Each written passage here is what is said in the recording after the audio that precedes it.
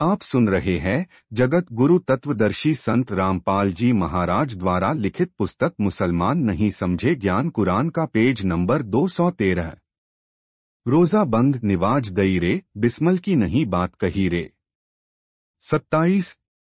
अर्थात कबीर जी ने बताया है कि नबी मोहम्मद की आत्मा शिव तमगुण देवता के शंकर द्वीप लोक से आई थी। भक्ति में ध्यान अधिक रहता था। जब उनको काल के भेजे फरिश्ते जबरील ने काल ब्रह्मा वाला ज्ञान डरा धमकाकर बताया जो हजरत मोहम्मद ने जनता तक पहुंचाया, जो अधूरा तथा काल जाल में फंसाए रखने वाला ज्ञान है। जब मैंने कबीर खुदा ने देखा कि नेक आत्मा मोहम्मद काल के जाल में फंस गए हैं, तब उसे मिला यथार्थ ज्ञान समझाया। उनके आग्रह पर उनको ऊपर अपने लोक में जहां मेरा तख्त सिंहासन है लेकर गया। उसका शंकर द्वीप भी दिखाया जहां से वह पृथ्वी पर आया था, परंतु मोहम्मद ने सतलोक में रहने की इच्छा व्यक्त नहीं की, इसलिए वापस शरीर में छोड़ दिया। फिर भी मोहम्मद की समय समय पर गुप्त मदद करता रहा। वाणी मोहम्मद बोध से ऐसा ज्ञान मोहम्मद पीरंग मारी गऊ शब्द के तीरंग शब्द फिर जिवाई जिन गोसत नहीं भख्या हंसा राख्या ऐसे पीर मोहम्मद भाई। अर्थात परमेश्वर कबीर जी ने एक कलमा अल्लाह अकबर मोहम्मद जी को जा करने को कहा। उससे मोहम्मद जी में सिद्धियां प्रकट हो गई। एक दिन मोहम्मद जी ने एक गाय को वचन सिद्धि से मारकर सैकड़ों मुसलमानों के सामने जीवित कर दी। पीर मोहम्मद ऐसे महान थे, उन्होंने जीव गाय की रक्षा की, उसका मांस नहीं खाया। वाणी अमर कच्छ रमैनी से 4 यार मिल मसलक भीनी गऊ पकड़कर बिस्मल कीन्ही। 28। तब हम मोहम्मद याद किया रे शब्द स्वरूपी हम बेग गया रे। 29। मुई गऊ हम बेग जिवाई जब मोहम्मद के निश्चय आई। 30। तुम्ह सतकबीर अल्लाह दरवेसा मोमिन मोहम्मद का गया अंदेशा। 31। दास गरीब अनाहत थीरं भज ल्यो सतनाम और सतकबीरण। 32। अर्थात जिन मुसलमानों के सामने हजरत मोहम्मद जी ने वचन की सिद्धि शक्ति से गाय काऊ मारकर फिर वचन शब्द से ही जीवित की थी, उन्होंने यह बात सबको बताई। जो विरोधी लोग थे उन्होंने मसलत मीटिंग की और फैसला लिया कि हम गाय को बिस्मिल करेंगे, यानी गाय की गर्दन काटकर मारेंगे। हमारे सामने मोहम्मद जी गाय को जीवित करेंगे तो मानेंगे। निश्चित दिन हजारों मुसलमानों तथा गैर मुसलमानों के सामने गाय को काटा गया।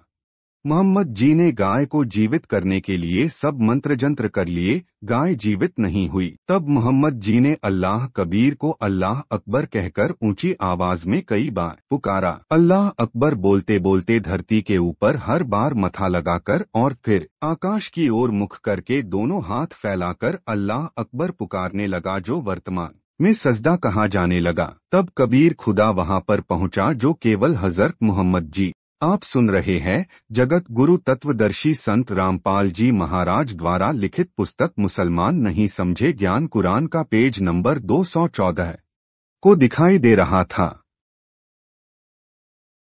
उपस्थित लोगों को दिखाई नहीं दे रहा था।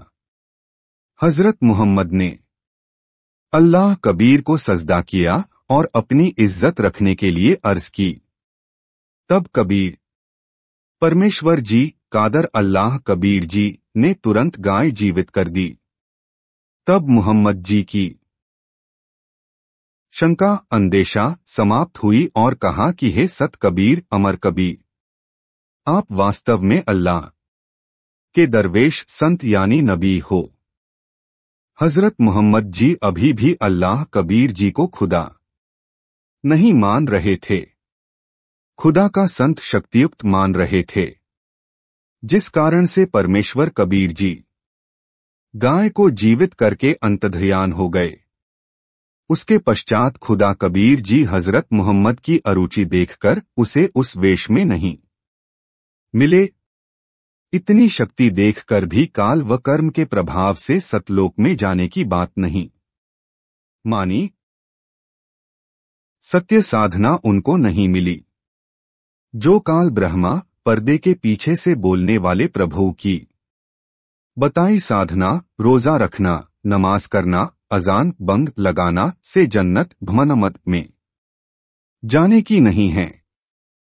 जो कलमा जाप करने का कबीर अल्लाह जी ने मोहम्मद जी को दिया था, उससे सिद्धि आती है, युद्ध में सफलता प्राप्त हो सकती है। वह जन्नत जाने में सहयोगी नहीं है, जिस कारण से नबी मोहम्मद जी जन्नत में भी नहीं जा सके। पितर लोक में अन्य नबियों के पास गए हैं, फिर अन्य जन्म धारण करेंगे। 5 रूमी द्वारा अलखिजर का जिक्र। रूमी द्वारा अपने मुर्शीद गुरु समस्तरबेज शम्स तबरज़ की बड़ाई में लिखी 2 रचनाओं मसनावी मसनवी और दीवाने काबीर। दीवाने कबीर में भी अलखिजर का जिक्र है। 6 Hayatul Qalb, Volume 2, Battle of Badr.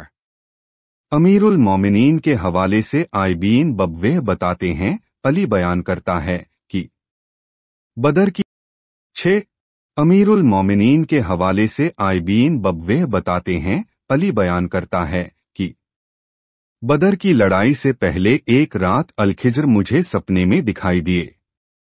मैंने उनसे कहा कि कृपया करके मुझे ऐसी दुआ नाम मंत्र दीजिए जिससे मैं लड़ाई में जीत हासिल कर सकूं। अलखिजर ने मुझे कहा पढ़ो। सुबह होने पर मैंने इसकी चर्चा हजरत मोहम्मद से की। ये सुन मोहम्मद ने कहा अली, अलखिजर ने तुम्हें अल्लाह का सबसे बड़ा नाम सिखाया है। अली आगे बताता है कि मैं बदर की लड़ाई के दौरान अलखिजर द्वारा बताए बड़े नामों को निरंतर याद कर रहा था।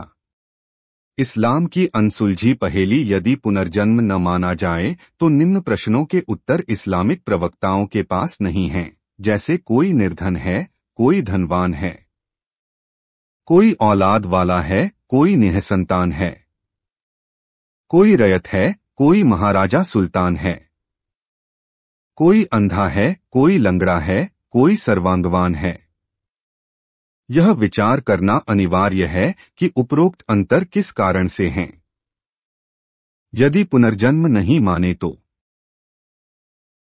ये अनसुलझी पहेली सदा बनी रहेगी। यदि हम पुनर्जन्म मानते हैं तो सुलझ जाती है। संत आप सुन रहे हैं जगत गुरु तत्वदर्शी संत रामपाल जी महाराज द्वारा लिखित पुस्तक मुसलमान नहीं समझे ज्ञान कुरान का पेज नंबर 215।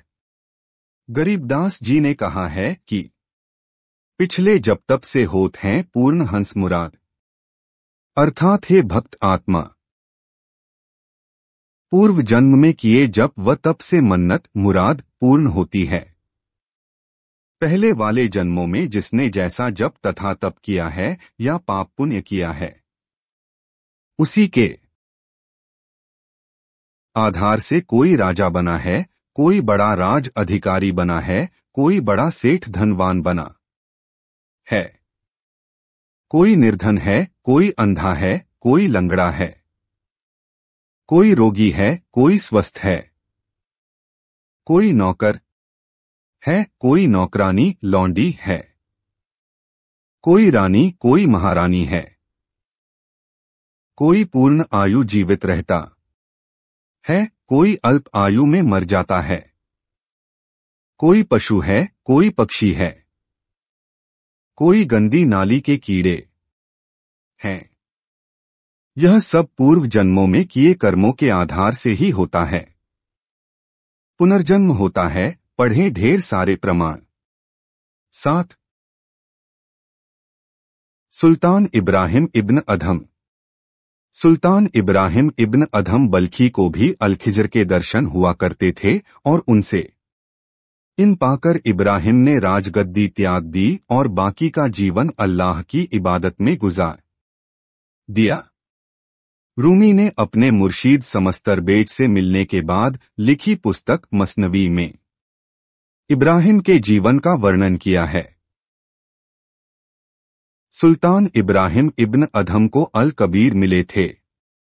बार बार समझाने के पश्चात राज्य त्याग कर मोक्ष के लिए निकले थे। कृपया पढ़ें अल्लाह कबीर परमेश्वर कबीर ने सुल्तान इब्राहिम को कैसे काल के जाल से निकाला। सम्मन वाली आत्मा ही सुल्तान इब्राहिम था। जिस समय परमेश्वर कबीर जी ने काशी में 120 वर्ष लीला की थी, उस समय दिल्ली के निवासी सम्मन जाति से मनियार, उसकी पत्नी नेकी तथा पुत्र शिव सेऊ ने परमेश्वर से दीक्षा ली थी। आर्थिक स्थिति कमजोर थी। परमात्मा के उपदेश का दृढ़ता से पालन करते थे। परमेश्वर पर पूर्ण विश्वास था। दोनों पति पत्नी स्त्रियों को चूड़ियां पहनाने का कार्य घर घर जाकर करते थे। साथ में अपने गुरुदेव कबीर जी की महिमा भी किया करते थे। बताया करते थे कि हमारे सतगुरु देव जी ने राजा सिकंदर लोधी का असाध्य रोग आशीर्वाद मात्र से ठीक कर दिया। बादशाह सिकंदर ने स्वामी रामानंद जी की गर्दन काट दी थी। उसको सतगुरु कबीर जी ने धड़ पर गर्दन जोड़कर जीवित कर दिया। एक कमाल नाम का लड़का मर गया था।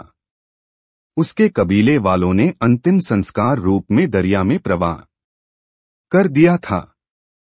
शेख्तकी जो राजा सिकंदर जी का धर्मगुरु है, उसको विश्वास नहीं था कि रामानंद जी की गर्दन काटने के पश्चात भी कबीर जी ने जीवित कर दिया। वह राजा से कहता था कि कबीर जंत्र मंत्र जानता है और कुछ नहीं है, मुर्दे कभी जिंदे होते हैं। मेरे आप सुन रहे हैं जगत गुरु तत्वदर्शी संत रामपाल जी महाराज द्वारा लिखित पुस्तक मुसलमान नहीं समझे ज्ञान कुरान का पेज नंबर 216। सामने कोई मुर्दा जिंदा करे तो मानूं। राजा सिकंदर को कबीर जी पर पूर्ण विश्वास था, क्योंकि वह तो रोग से महादुखी था तथा रामानंद स्वामी जी को अपने हाथों से कत्ल किया था। उसके सामने कबीर जी ने जीवित किया था। उस दिन शेख्तकी भी दरिया पर उपस्थित था। मुर्दे को देखकर कहा कि यदि मेरे सामने इस मुर्दे को जीवित कर दे तो मैं कबीर को अल्लाह का नबी मान लूंगा। कबीर जी ने कहा कि हे शेख जी, आप भी बड़े पहुंचे हुए पीर हो, आप कोशिश करो, बाद में कहोगे कि मैं भी कर देता। उपस्थित सर्व मंत्रियों और बादशाह ने भी यही कहा कि आप कौन से छोटी हस्ती हो, कर दो काम। शेख्तकी ने शर्म के मारे जंत्र मंत्र किए, परंतु व्यर्थ। कहा कि मुर्दे जिंदा नहीं हुआ करते। कबीर तो चाहता है कि मुर्दा बहकर दूर चला जाए और इज्जत रह जाए। वह चला गया मुर्दा। कबीर जी ने अपने हाथ का संकेत किया और कहा मुर्दा वापस आओ। इंजन वाली नौका के समान बालक का शव वापस आ गया। कबीर जी ने कहा, हे जीवात्मा, जहां भी है कबीर हुक्म से शव में प्रवेश कर और बाहर आओ। उसी समय वह 12 वर्षीय बालक जीवित होकर दरिया से बाहर आ गया। उपस्थित दर्शकों ने कहा, कबीर जी कमाल कर दिया। बालक का नाम कमाल रख दिया। परमात्मा कबीर जी ने उस कमाल बालक को अपने घर बच्चे की तरह पाला। शेख्तकी शर्म से पानी पानी हो गया, परंतु माना नहीं। कहने लगा कि बालक को सदमा हुआ था। गलती से मृत मानकर जल प्रवाह कर दिया था। जब जानू मेरी बेटी कई दिनों से कब्र में दबा रखी है, वह मृत्यु को प्राप्त हो चुकी है, उसको कबीर जीवित कर दे। परमेश्वर कबीर जी ने कहा कि 2 दिन बाद तेरी बेटी को जीवित कर दूंगा। आसपास के गांव तथा दिल्ली में मुनादी करा दो कि सब आकर देखें। ऐसा ही किया गया। कब्र तोड़ दी गई। कबीर परमेश्वर जी ने कहा, शेख जी, प्रयत्न करो, कहीं बाद में कहे कि लड़की सदमे में थी। उपस्थित जनता ने कहा कि कबीर जी, यदि शेख में शक्ति होती तो अपनी बेटी को कैसे मरने देता? आप कोशिश करो। कबीर जी ने कहा कि हे शिख्तकी की बेटी, जीवित हो जा। लड़की जीवित नहीं हुई। ऐसा 2 बार कहा।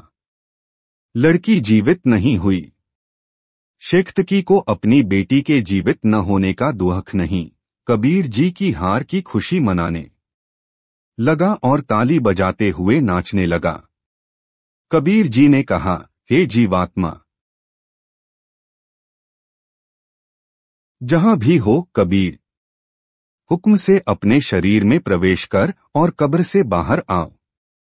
कहने की देरी थी, उसी समय 12 वर्षीय कन्या के शरीर में हलचल हुई और लड़की उठकर बाहर आई और कबीर जी को दंडवत प्रणाम किया। परमेश्वर कबीर जी ने कहा कि हे शिख्तकी की बेटी, अपने पिता के साथ घर जाओ। शिख्तकी ने भी बेटी का हाथ पकड़ा और घर चलने को कहा।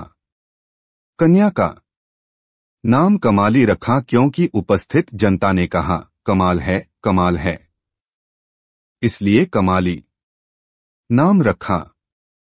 कमाली ने कहा कि शिख्तकी की ओर से तो मैं यमराज के पास जा चुकी थी, अब तो आप सुन रहे हैं जगत गुरु तत्वदर्शी संत रामपाल जी महाराज द्वारा लिखित पुस्तक मुसलमान नहीं समझे ज्ञान कुरान का पेज नंबर 217।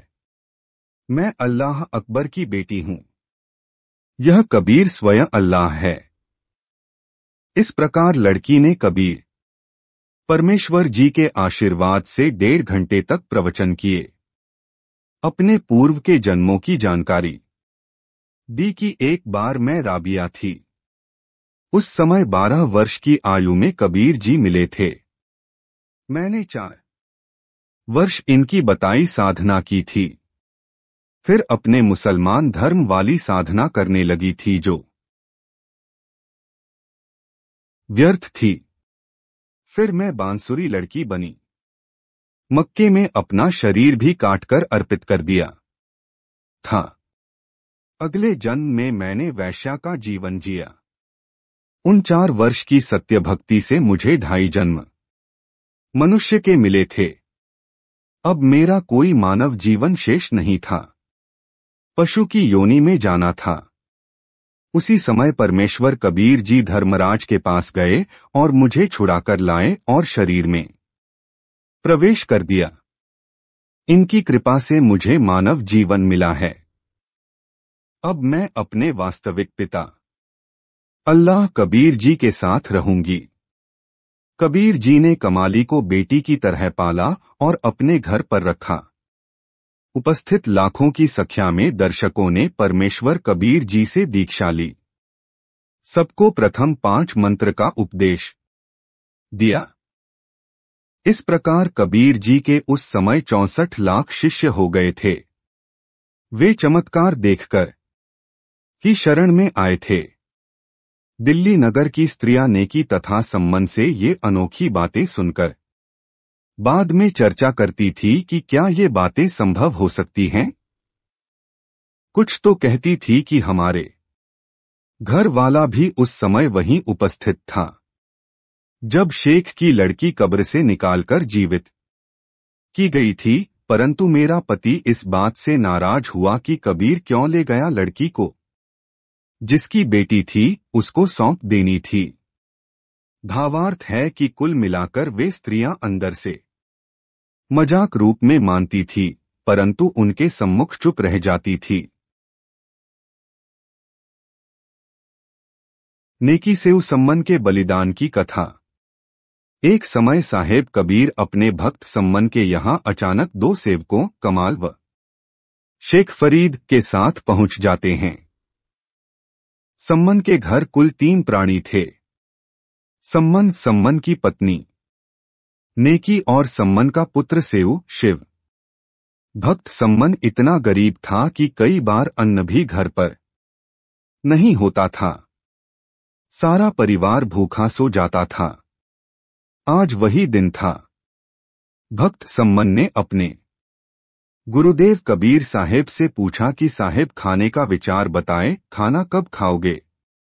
कबीर साहेब ने कहा कि भाई भूख लगी है, भोजन बनाओ।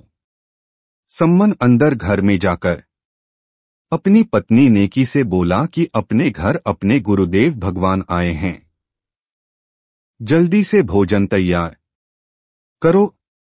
नेकी ने कहा कि घर पर अन्न का एक दाना भी नहीं है। सम्मन ने कहा पड़ोस वालों से उधार मांग लाओ। नेकी ने कहा कि मैं मांगने गई थी, लेकिन किसी ने भी उधार आटा नहीं दिया। उन्होंने आटा होते हुए भी जानबूझकर नहीं दिया और कह रहे हैं कि आज तुम्हारे घर तुम्हारे गुरुजी आए हैं। तुम कहा करते थे कि हमारे गुरुजी भगवान हैं। आपके गुरुजी भगवान हैं तो तुम्हें मांगने की। आप सुन रहे हैं जगत गुरु तत्वदर्शी संत रामपाल जी महाराज द्वारा लिखित पुस्तक मुसलमान नहीं समझे ज्ञान कुरान का पेज नंबर 218।